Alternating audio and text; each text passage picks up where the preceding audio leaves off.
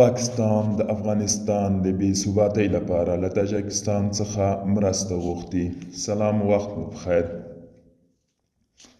د پاکستاني استخباراتو له لوري ګمارل شوي جاسوس اعتراف کړی چې د واخان د بې ثباته کولو لپاره اسلام آباد له دوشنبې سره اړیکه کې دی. د افغانستان د بې ثباته کولو د پټې هڅې د عظیم الله فاروقي چې په راسخ مشهور دی په نیول کېدو افشا شوي. عظیم الله مشهور په راسخ چې د بدخشان یفتل پایان ولسوالۍ اصلي اوسیدونکی او دا مهال تخار کې ژوند کوي.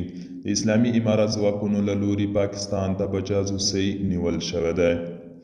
د نیول شوي جاسوس عظیم الله فاروقي مشهور په راسخ کیسه د نورو جاسوسانو په څیر ډیره پیچلې نه ده. عبدالیقین لومړنی کس دی چې عظیم الله فاروقي یا راسخ سید رضا هاشمي ورته ورپېژني. سید رضا هاشمي بیا د بدخشان کشم ولسوالۍ اصلي اوسیدونکی دی چې د افغانستان ژغورنې او عدالت غوښتنې غورځنګ رئیس دی او د پاکستاني استخباراتو سره د جاسوسۍ 7 کلنه سابقه یا مخینه لري.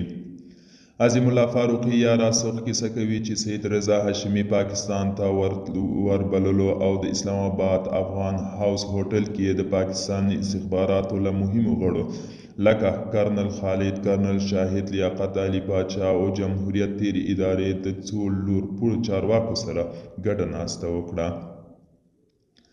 دې ناسته کې سید رضا هاشمي چې د پاکستاني استخباراتو پخوانی 7 کلن مهم مشر جاسوس دی عظیم الله فاروقي ته یوه طرحه ورکوي.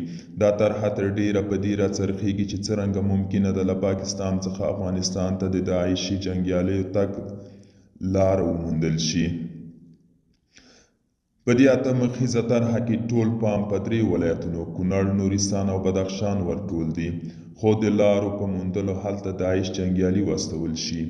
د اسلام آباد ناستې بله موضوع چې عظیم الله فاروقي ته یې د سرته رسولو دنده ورکړل شوې هغه د تېرې ادارې پوځیان او د ناراضه طالبانو انسجام او په دې اړه یې د خلکو سره کتنې هم کړي او ځینې ملاتړي هم موندلي دي. نیول شوی جاسوس له یو بل لوی راز هم پرده پورته کړی. دا د لیکونو تبادله ده چې د تاجکستان تر ولسمشر رسېدلی او بالاخره اسلام آباد او دوشنبې په دې سلا شوي چې واخان ناامنه او افغانستان اقتصادي ګټې سبوتاژ کړي. دوستانو، دا و د نن ورځې چمتو کلی خبر. تر بیا هم په الله سپارم.